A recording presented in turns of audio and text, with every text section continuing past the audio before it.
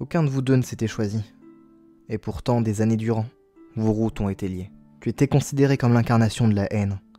Il était rejeté en ton nom. Aucun de vous deux n'a choisi cette perception, cette existence dans un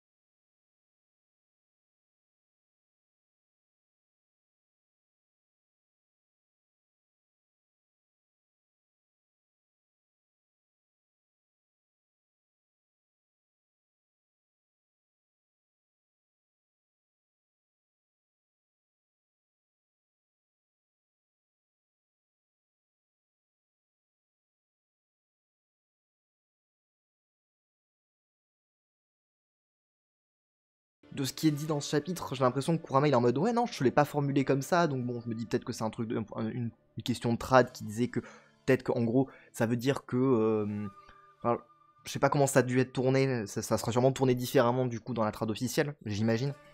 Mais bon, en gros, voilà, Kurama a un peu menti en tout cas à Naruto, et c'est pas directement Naruto qui va mourir, mais juste lui. Alors bon, là où j'ai une interrogation, c'est le côté, Kurama est un bijou, donc techniquement les bijoux, il me semble que ça avait été plus ou moins avéré qu'ils peuvent pas vraiment mourir et qu'ils sont censés réapparaître, mais en même temps, de ce que dit Kurama, dans le sens où il dit oui, bon bah ça va être ça sera sûrement notre dernière conversation, mais en même temps à la fin il dit oui, bon bah voilà, si jamais tu t'en fais trop, tu viendras me rejoindre, tu me rejoindras.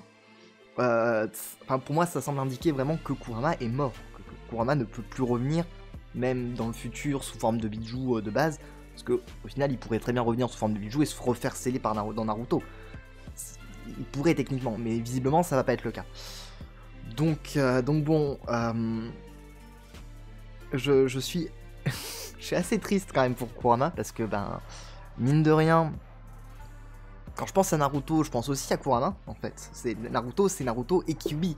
Je veux dire, il a grandi avec ça pendant, je sais pas quel âge Naruto est censé avoir dans Boruto, je crois qu'il a une trentaine d'années, mais voilà, depuis sa naissance, depuis le jour de sa naissance, Naruto a porté Kyuubi en lui, avec tout l'héritage que ça a apporté aussi vis-à-vis de lui. Voilà, enfin je vais pas revenir sur ce que j'ai dit en intro, mais voilà, le symbole en tout cas de la mort de Kurama est vachement important, tout en faisant un truc aussi qui est, Sasuke et Naruto se sont fait nerf. Alors j'aime pas trop le terme nerf là dans ce cas-là, parce que bon, c'est pas, enfin, oui c'est une façon aussi de réduire leur puissance, mais en même temps, bah, c'est surtout une question de... Ils ont perdu gros dans cette bataille, et en même temps, bah, comme le dit Sasuke aussi à un moment donné à Boruto, à la base, à la base, ils n'étaient pas partis gagnants, c'est toujours mieux ça que plutôt qu'ils soient morts, donc bon, voilà. Mais c'est vrai que Sasuke a perdu son Rinnegan, Naruto a perdu son Biju, a perdu Kurama. Donc, question power-up, alors Naruto et Sasuke restent des ninjas, je pense quand même d'exception, qui sont voilà, parmi les meilleurs ninjas qui existent dans le monde Shinobi. Mais c'est vrai que du coup, ils ont plus ce statut divin, on va dire, quasiment divin en tout cas, qu'ils avaient jusqu'à présent. Alors, là où ça pose pas trop de problème, c'est que du coup, ben, Ishiki est mort, donc les Otsutsuki, techniquement en tout cas tous ceux qu'on connaît, sont morts. On va revenir sur Code après, hein. Mais voilà, c'est vrai que, bon, du coup, on n'est plus sur un Naruto et un Sasuke qui dominent complètement le game, et qui ont un niveau très très largement au-dessus des autres ninjas. Après, juste pour revenir sur la réaction, on va dire, de Naruto vis-à-vis de Kurama, oui, effectivement, voilà, Naruto n'a pas pleuré, Naruto... Enfin, moi, j'ai vraiment l'impression quand même qu'il est triste, quand il est en mode « Kurama ne part pas », qu'il il tend la main et qu'il voit Boruto. Tu sens quand même que voilà, Naruto, ça lui fait mal, mais je me dis, après, ça peut être très bien comme, par exemple, ce qui s'est passé avec Jiraiya, où Jiraiya, il a appris la nouvelle, il était sous le choc, puis c'est après qu'il a vraiment réalisé un petit peu plus le truc. Donc, on n'est pas à l'abri que dans les chapitres suivants, on ait une scène où Naruto se recueille plus ou moins vis-à-vis de Kurama, et un dialogue un peu plus long, on va dire, que ce qu'il a eu vis-à-vis de Kurama jusqu'à présent. Parce que c'est vrai que bon, bah là, ce qu'il avait dit, c'est « Oui, bon, t'as tué mon père, ma mère, mais finalement, bon, merci pour tout ce que t'as... Enfin, merci d'avoir été à mes côtés jusqu'à présent, etc. » Bon, voilà. Là où je trouve par contre que Kurama, en même temps, bon, Kurama, c'est pas un grand parleur, hein. Kurama, généralement, il va pas trop expliciter ses émotions. Donc, ce qu'il dit à Naruto, je trouve que c'est vachement important. Enfin, ne serait-ce que le fait qu'il dise voilà, bah, en attendant, porte-toi bien. Enfin, ouais, tu t'iras bien, Naruto. Voilà, moi, je trouve que il y a un truc quand même, là, quelque part. Parce que bon, voilà, la relation Naruto-Kyuubi, Naruto-Kurama, ça a été quelque chose, quoi. Maintenant, du coup, on va passer directement sur... sur Code. Code qui, finalement, donc on sait finalement à quoi il va servir. Ouais, Code, il est là, effectivement, il a été présenté dans le manga. Je me demandais justement déjà dans la review précédente quel allait être son rôle. Et il s'avère qu'il possède un Kama blanc. Donc un Kama, une contrefaçon de Kama, visiblement. Alors, déjà, je veux revenir sur un truc, c'est que dans le flashback qu'on avait de Kawaki, où Kawaki, donc on voyait les origines de Kawaki, comment il avait obtenu le Kama, etc. Donc on voyait que Jigen, enfin Ishiki, faisait des expériences sur différents enfants avec l'aide d'Amado, et à un moment donné, donc quand Kawaki était dans sa poche, il y avait un dialogue en quoi, oui, il en reste plus que 3, tu vois Jigen qui en tue un, enfin qui essaye de mettre le Kama sur un et il meurt, et juste après il dit, ouais, ne me déçois pas Kawaki. Ce qui faisait qu'à ce moment-là, il en restait 2 encore. Donc Kawaki et une autre personne. Et est-ce que cette autre personne pourrait être Code? Moi, c'est la question que je me pose. Je me dis, ça se trouve, c'est lui, et voilà, parce que c'est vrai qu'on sait qu'ils étaient 2. Quel intérêt on aurait eu de savoir qu'ils étaient 2 si finalement il y avait que Kawaki qui possédait un Kama. Alors, il s'avère que Kawaki était le seul réceptacle viable d'Ishiki, là où Code, pour une raison que je n'explique pas pour l'instant, peut-être qu'on aura des informations plus tard, mais en tout cas, il n'est pas viable en tant que réceptacle, mais il arrive quand même à avoir un Kama, ce qui est un peu étrange, parce que généralement, enfin, l'impression que j'avais, c'est que quand t'avais un Kama mais que t'étais pas compatible, tu mourais. Comment ça se fait que Code, c'est pas le cas? Je me dis qu'Amado a peut-être quelque chose à voir là-dedans. En tout cas, Amado, techniquement, il est au courant de ça. Je vois pas en tout cas comment il ne peut pas être au courant, vu qu'il était avec Ishiki / Jigen quand il faisait ses tests. Donc bon, voilà, ça c'est une question que j'ai un peu en suspens, mais bon, c'est vis-à-vis d'Amado. On reparlera un petit peu de l'attitude d'Amado juste après. Mais bon, donc Code qui visiblement s'avère être un fervent disciple des Otsutsuki, un fervent admirateur on va dire des Otsutsuki, ce qui d'ailleurs entre complètement en lien avec ce qu'on voit dans l'anime, parce que dans l'anime justement on voit beaucoup plus Code qui est mis en avant. Et je crois qu'on a justement une phrase ou deux comme ça par rapport au fait que quand Kawaki se fait enlever, je crois que c'est Delta qui dit un truc en mode ouais, ça t'arrangerait bien toi machin. Donc enfin, finalement, Voilà, comme quoi l'anime nous mettait des petits teasings de cette vérité sur Code. Alors après, j'ai jamais fait gaffe si on voyait la main de Code jusqu'à présent. Peut-être qu'on la voyait et qu'il n'avait pas de Kama, peut-être qu'on ne l'avait jamais vu jusqu'à présent, ça j'avoue que j'ai pas fait gaffe à ce détail-là.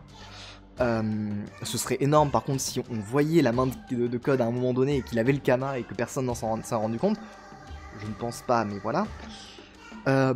Mais toujours est-il donc que Code a été chargé, a hérité finalement de la volonté d'Otsutsuki, a été chargé du plan finalement d'Ishiki. Hein. Donc Ishiki lui a dit voilà, bah, tu vas donner à bouffer à Joby, tu lui donnes Boruto ou Kawaki, tu te démerdes et ensuite tu bouffes le fruit et tu vas devenir un dieu. Globalement, enfin, tu vas devenir un Otsutsuki, ensuite tu vas conquérir d'autres planètes et devenir un dieu, in fine. Donc voilà, on a Code qui va se placer visiblement comme le nouvel antagoniste de Boruto, en tout cas, a priori pour le prochain arc, j'imagine.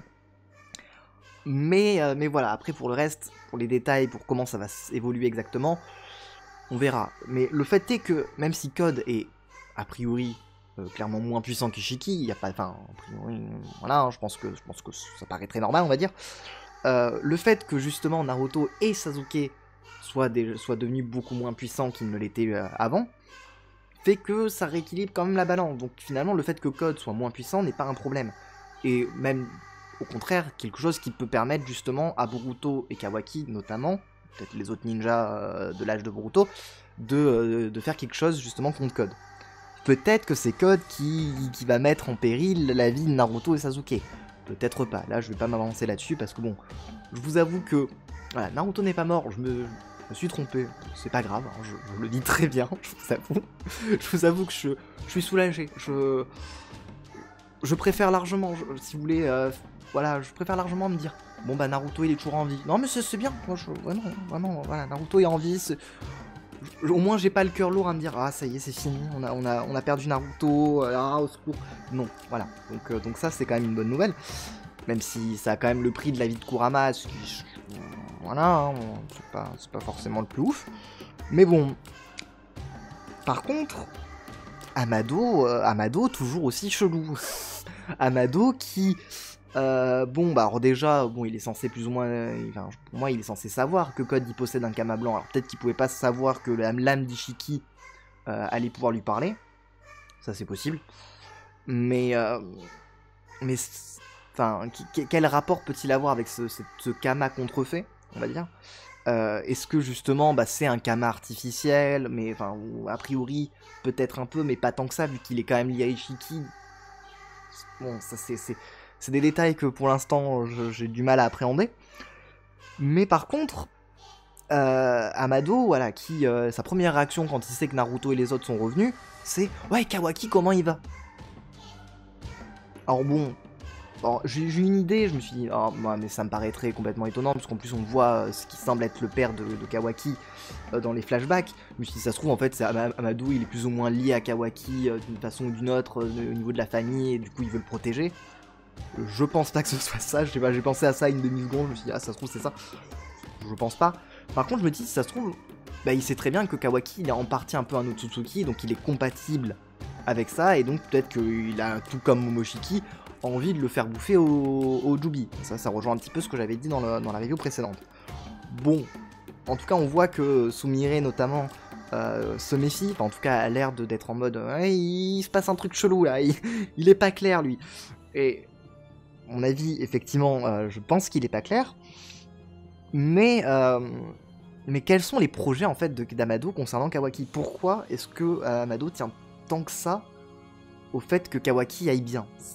Voilà, moi ça c'est un truc, une question que je me pose. Je vais pas revenir encore. Enfin, je vais pas revenir sur ce que j'avais dit vis-à-vis du fait que bon bah voilà. Les membres de Kara, c'est quand même chelou, Delta elle est toujours en vie, etc. Voilà, hein, au pire, revoyez la review précédente si vous voulez avoir plus d'infos là-dessus. Je vous encourage à le faire ça, parce que il y a quand même encore des trucs qui restent valables, même si, effectivement, a priori, Code, du coup, n'est pas à la solde d'Amado. Enfin, quoique après, tu peux très bien te dire que... Enfin, bon, c'est pas clair, mais... voilà, en tout cas, pour moi, il y a toujours un bail bizarre autour d'Amado, et je suis très curieux de voir ce que ça va être. Et enfin, je vous avais dit, hein, ça pas tant de choses que ça finalement à dire de ce chapitre, qui vraiment, voilà, qui est un chapitre qui clôture un petit peu cet arc quelque part. Enfin, je pense que le prochain aussi risque de clôturer un peu plus vraiment l'arc d'Ishiki. Mais on a donc la relation Boruto-Kawaki avec des petits mots doux entre les deux, hein, voilà, avec Kawaki qui promet à Boruto de le débarrasser du Kama, Boruto qui dit oui, avec toi à mes côtés, je pourrais faire n'importe quoi, etc. Bon voilà, tu sens l'amitié, la fraternité entre ces deux-là, qui marche bien, je trouve. Mais par contre, moi, là où je me pose encore des questions, c'est comment Kawaki, il va passer d'un mec qui est en mode je déteste le Kama, je vais tuer, enfin je vais pas tuer, mais je vais débarrasser le Kama de tous ceux qu'il possède, parce que c'est plus ou moins ce qu'il fait, c'est exactement ce qu'il dit, je crois, à peu près, peut-être pas au mot près, mais voilà. Donc, d'ailleurs dans sa phrase, du coup, il inclut Code sans forcément qu'on sache qu'il est au courant pour Code, mais comment il va passer de cette attitude-là à une attitude de... pas qu'une attitude, à posséder un Kama dans le futur, parce qu'on le voit dans le chapitre 1, il a un Kama sur le torse. Comment ça? Comment est-ce possible? Voilà, c'est... Bon... Comment on peut passer d'un personnage qui déteste à ce point le Kama à un personnage qui va finir par l'obtenir? Alors, la seule piste que j'ai à l'heure actuelle par rapport à ça, c'est le fait que ça revient sur les phrases que disait Ishiki, et un peu la phrase aussi que disait Amado, dans le sens où le Kama permet de remplir le vide à l'intérieur de Kawaki, et donc Amado, ce qu'il disait comme quoi, justement, voilà, le fait d'être dépossédé du Kama, ça pouvait justement énerver Kawaki, et peut-être le faire se sentir vide. Donc je me dis peut-être que un élément déclencheur type la mort ou la mise en danger dans une autre dimension, j'en sais rien, parce qu'on peut repartir sur cette théorie du coup maintenant, après tout, mais de Naruto, enfin voilà, la disparition plus ou moins de Naruto pourrait peut-être provoquer ça chez Kawaki, le fait que du coup il se ressente vide par rapport à la place qu'a pris Naruto dans son cœur, et que du coup il va chercher à combler ce vide avec un Kama. Peut-être que ça va être un Kama plus ou moins artificiel. Voilà, et ça, bon, c'est des questions auxquelles pour l'instant j'ai pas vraiment de réponse. Mais je me pose quand même vachement la question, je me dis comment on va arriver à ça, quoi? Comment on peut arriver à d'un Kawaki qui est en mode je déteste le Kama, un Kawaki qui va posséder le Kama et affronter Boruto dans le futur. Voilà. Et bon, après, toujours avec la même question de comment ça se fait que Boruto il possède toujours un Kama, mais qu'a priori il a pas l'air d'être possédé par Momoshiki. Hein, voilà, ça c'est une autre question que je me pose, sachant qu'on voit justement Boruto qui se sent pas à l'aise vis-à-vis justement du fait qu'il puisse se transformer en Momoshiki. T'as Sasuke d'ailleurs qui le rassure, et je trouve que bon, la phrase de Sasuke est excellente en fait, hein, le fait de c'est pas ta faute, et à la base on était parti pour mourir, donc finalement on a envie, alors bon ok il manque un œil, ok ton père, bon il a plus son bijou, donc il a perdu une grande partie de sa puissance. Bon, globalement, on est toujours en vie. Est-ce que c'est pas ça le plus important? Si, voilà. Donc, du coup, Boruto parvient justement à retéléporter tout le monde à Konoha. Tout est bien qui finit bien, à part que Code, justement, a hérité finalement de la volonté des Otsutsuki, et en plus de ça, a une légère envie de se venger. Hein, enfin, en tout cas, de venger la mort d'Ishiki. Alors, quel est le lien exact entre Ishiki et Code? Ça, je ne sais pas. Après... du coup, moi, je me dis, je pars du principe en tout cas que Code est potentiellement dans le même cas en fait que Kawaki, c'est-à-dire un enfant qui a été recueilli par Ishiki et qui a été un candidat potentiel pour avoir le Kama pour devenir un réceptacle, mais qui ne peut pas le devenir pour une raison XY, qui n'est pas assez puissant ou je ne sais quoi, mais qui arrive quand même à avoir un Kama, donc un Kama blanc. Qu'est-ce qu'il représente ce Kama blanc? Aucune idée. Mais en tout cas, a priori, il lui permet quand même d'utiliser la puissance, d'avoir une puissance de Otsutsuki en lui. Ce qui d'ailleurs est un élément intéressant, parce que du coup, ça veut dire que t'as moyen d'obtenir la puissance du Kama sans forcément te faire posséder par un Otsutsuki. Donc ça peut être peut-être une piste justement qui va être exploitée par la suite pour permettre justement à Boruto d'être libéré de l'emprise de Momoshiki. Tout comme ça peut expliquer aussi peut-être, ça peut peut-être être la même chose pour Kawaki, peut-être qu'il va posséder un Kama sans être sous l'influence d'un Otsutsuki. Ça pour le coup c'est pas encore clair. Donc voilà, on reste pour l'instant sur le chapitre 1 où t'as Kawaki qui est en mode, voilà Boruto tu vas rejoindre le 7ème devant un Konoha détruit. Donc laisser supposer que c'est Kawaki qui a détruit Konoha. Bon, qu'en est-il dans les faits, on ne sait pas encore, on verra bien, ça on n'y est pas encore. Mais voilà. Donc, en résumé, c'est un chapitre qui me fait poser beaucoup plus de questions qu'il n'en répond, mais qui déjà a le mérite au moins de statuer sur la mort de Naruto, à savoir, non, Naruto n'est pas mort, finalement on vous a trollé. Enfin, on vous a trollé à moitié, parce que bon, Naruto n'est pas mort, mais une partie de lui est morte. Hein, la partie qui concerne son bijou, c'est-à-dire Kurama. Donc Kurama va me manquer. J'avoue que... Alors c'est vrai qu'on ne le voit pas tant que ça dans les chapitres de Boruto en tant que tel. Voire même, je sais pas si on le voit vraiment beaucoup, voire ne serait-ce qu'une seule fois avant son combat contre Ishiki. Je suis en train de réfléchir, mais je n'ai pas souvenir qu'on le voit. Je sais que dans l'animé on le voit notamment par rapport à il a des interactions avec Chibi. Enfin, dans l'animé j'ai beaucoup aimé ce qu'on voyait de Kurama. Donc bon, j'imagine que pareil, l'animé va peut-être un peu plus développer certaines phases là-dessus. Mais voilà, Kurama, tu vas me manquer. Honnêtement, voilà, ça fait mal. Quand j'ai vu le truc, quand tu vois la scène avec Kurama qui est en mode qui est à moitié enfumé, qui dit à Naruto de oui, voilà, en attendant t'ira bien. Aïe, ça pique. Mais bon, toujours est-il qu'au moins Naruto est vivant. Quelque part, c'est le principal. Et effectivement, d'ailleurs, tu voyais Naruto qui était en mode ouais, bon, par contre, voilà, Boruto, Kawaki, mon village, bon, il pourra toujours s'en soucier. Donc ça règle déjà la question de bon, voilà, Naruto n'est pas parti sans rien dire. Et ça, c'est vrai que ça aurait été un truc qui m'aurait un peu gêné. Donc on n'a pas eu de scène d'adieu. J'ai envie de vous dire, tant mieux. Hein, au moins, je préfère être triste de la mort de Kurama que triste de la mort de Naruto. Et quelque part, la mort de Naruto aurait signé aussi la mort de Kurama, plus ou moins. Donc bon, voilà, même si Kurama, si Naruto était mort, il aurait pu ressusciter quelque part. Là, a priori, encore une fois, enfin, de ce que je comprends avec ce chapitre et du dialogue de Kurama, ça n'a pas l'air d'être le cas. Hein. Donc, bon, alors, faudrait que je revérifie exactement comment ça fonctionne, comment sont censés fonctionner les bijou. Mais bon, ça reste étrange, mais en même temps, bah, pourquoi pas, après tout, le mode Baryon, c'est pas une technique qui a été utilisée jusqu'à présent dans le manga, et c'est quelque chose qui avait l'air quand même assez dangereux en tant que tel, donc on peut imaginer que vraiment, il a utilisé toute son énergie de bijou, et c'est pour ça, hein, comme il le dit, là en l'occurrence, c'est pas que le bijou a été extrait de Naruto, c'est juste que son chakra a disparu. Donc quelque part, toute l'énergie de Kurama a disparu, et j'imagine que c'est ça qui a provoqué sa mort. Donc voilà, je pense que j'ai fait le tour de ce que j'avais à dire sur ce chapitre.